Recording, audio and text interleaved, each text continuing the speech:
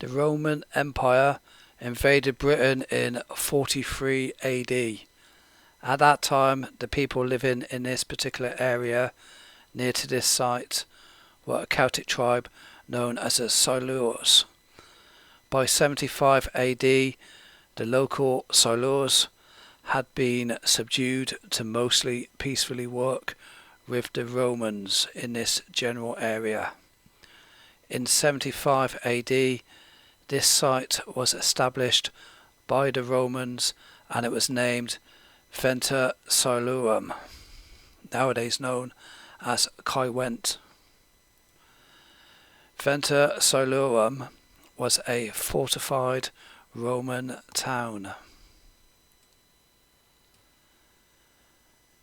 The nearest Celtic settlement was about 2 miles away, and that was a Silur's hill fort located at what is now known as Caerleon. The Romans described the local Silur's people as having curly hair and swarthy faces. The Silurs occupied a large area which included what is now most of South Wales, South Herefordshire in England and southwest Gloucestershire in England, but only on the west side of the River Severn. When Venta Silurum was first built, it was constructed of wood. However, at about 300 AD, Venta Silurum was rebuilt in stone. This site is free to visit and there is plenty of free vehicle parking in the west side. There are lots of private homes on this ancient site, but it is a large ancient site and so there is still plenty to see.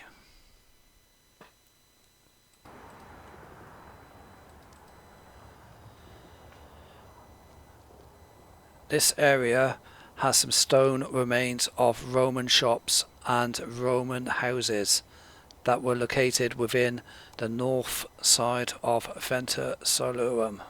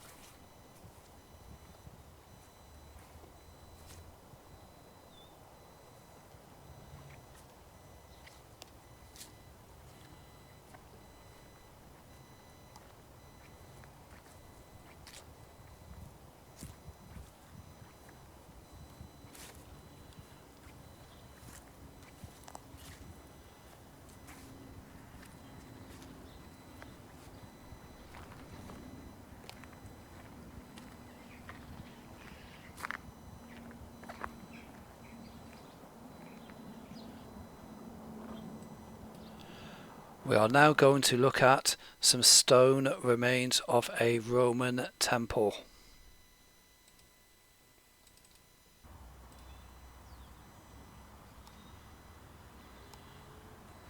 This Roman temple was also located within the north side of Venta Silurum.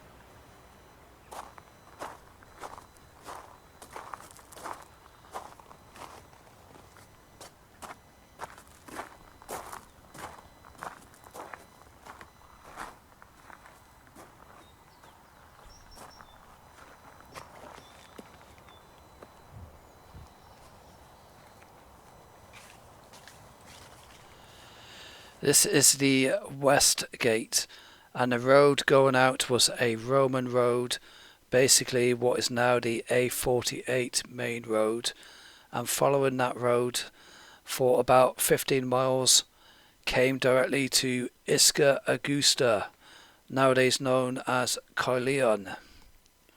Isca Augusta was a Roman fortress that was capable of accommodating a full legion.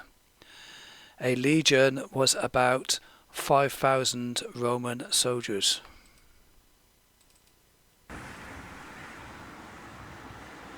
This is the west gate.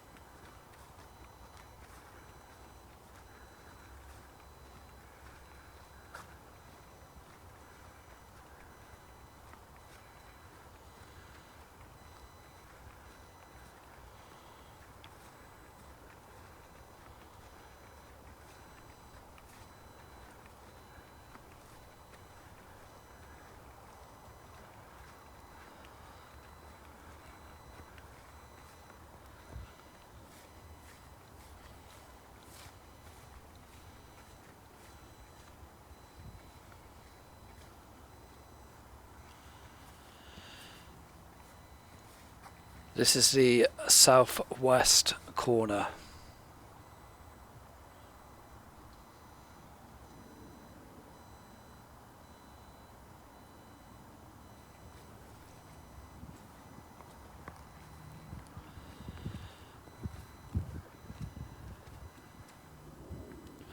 This is a view looking up towards the west gate.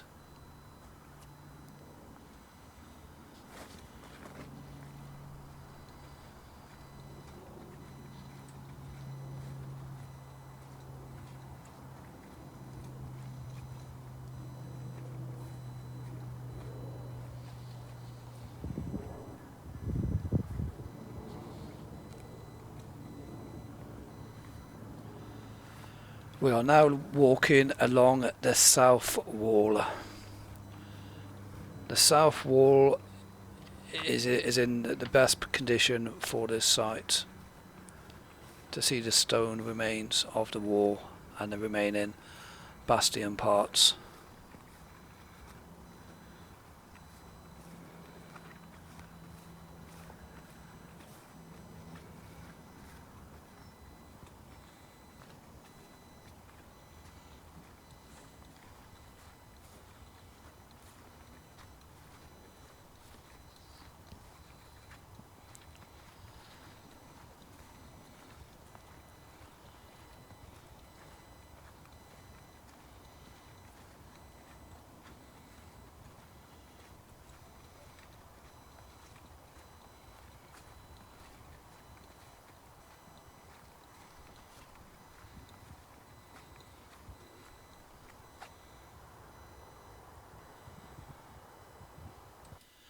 difficult to see from here, but to the south, near to that hedgerow, is a brook.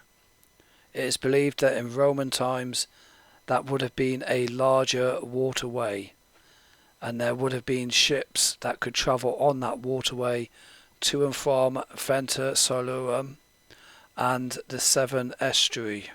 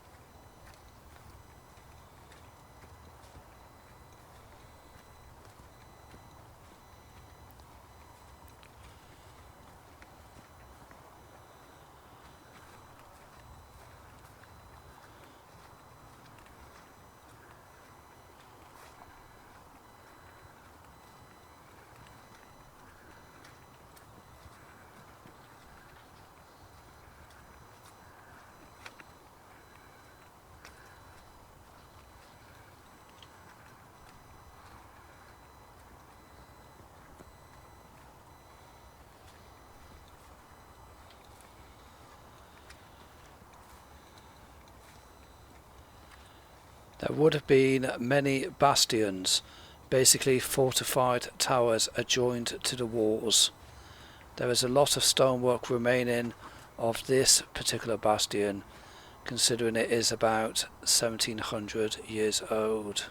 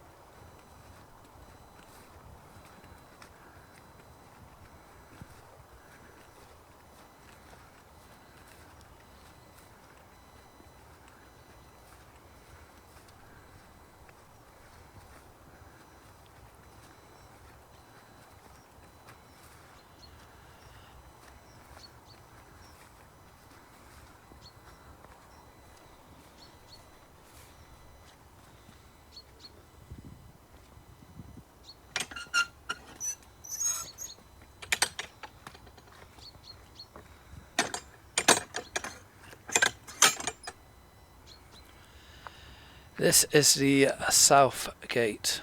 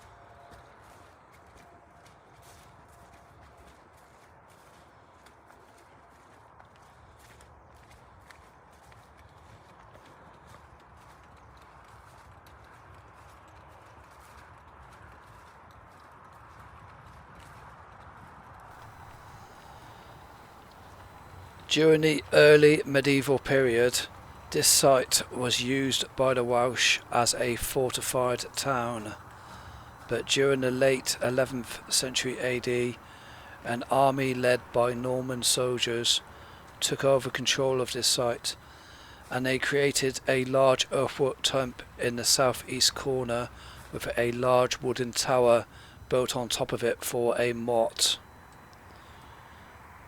And this entire site was then used as a medieval period large castle controlled by Norman lords.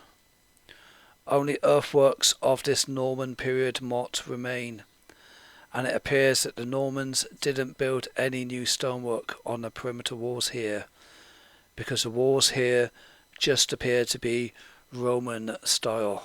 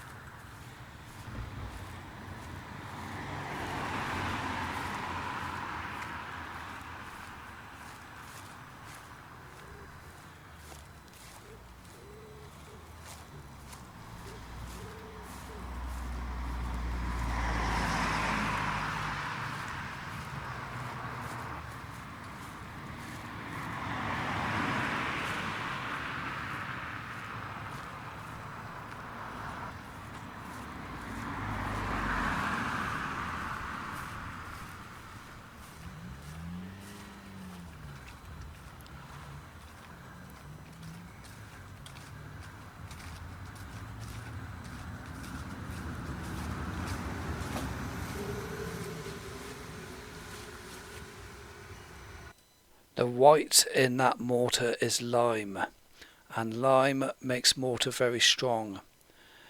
Hence why some of these walls are still here, despite being about 1700 years old.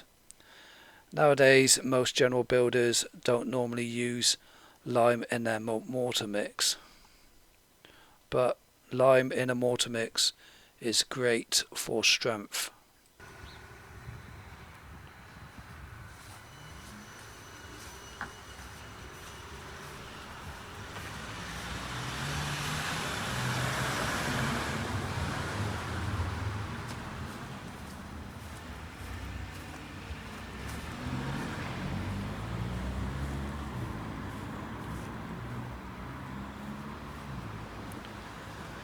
This is the east gate.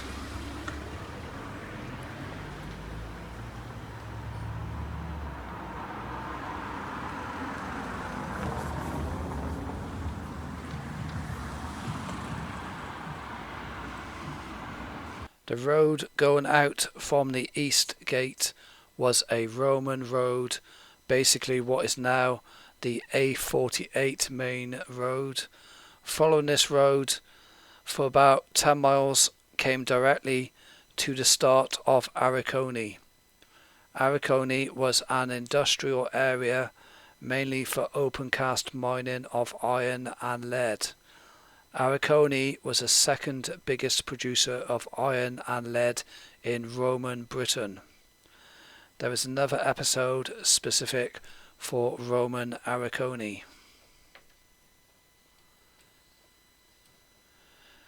The Romans left Britain in 410 AD, but after 300 years of the Romans being here, the DNA was well integrated and these people were used to Romano-British life. Within this ancient site is a church that was built in the medieval period.